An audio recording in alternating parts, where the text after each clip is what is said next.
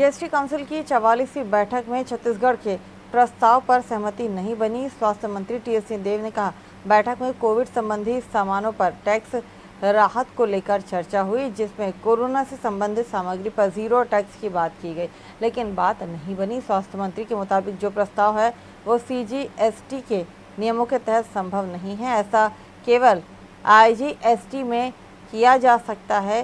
CGST में ऐसा करने के लिए कानून बदलना पड़ेगा। आज जीएसटी काउंसिल की 44वीं बैठक में शामिल होने का अवसर मिला और एक संवेदनशील मुद्दा कोविड की सामग्रियों पे टैक्स लगना चाहिए कि नहीं, सरकारों पे, राज्य की सरकार पे, केंद्र की सरकार पे, निजी क्षेत्र में भी जो लोग कोविड के दवाइयों का, अन्य वस्तुओं का उपयोग करते हैं, उनको टैक्स में राहत मिलनी चाहिए कि नहीं, इस संदर्भ में ये मीटिंग थी। एक ग्रुप ऑफ मिनिस्टर्स बनाए गए थे, 8 सदस्य थे। उसमें भी ये दुर्भाग्य रहा कि कांग्रेस शासित राज्यों में से किसी को अवसर नहीं मिला।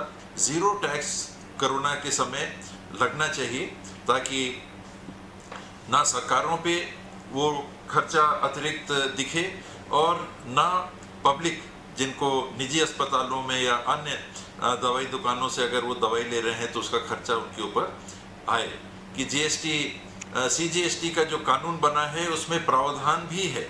धारा 9, 17 और 54 को अगर साथ में पढ़ें तो उसमें स्पष्ट प्रावधान है कि जीरो रेटेड टैक्स हो सकता है, लेकिन ना जाने किस तर्क पे बार बार इसी बात को कहा गया कि आईजीएसटी का जो कानून है उसमें जो जीरो रेटेड टैक्स की बात है, इंपोर्ट की हुई वस्तुओं या एसईजेड में बनी हुई, एसईजेड जोन में बनी हुई वस्तुओं पे ही जीरो टैक्स का प्रावधान है और कानून को बदलना पड़ेगा। तो ये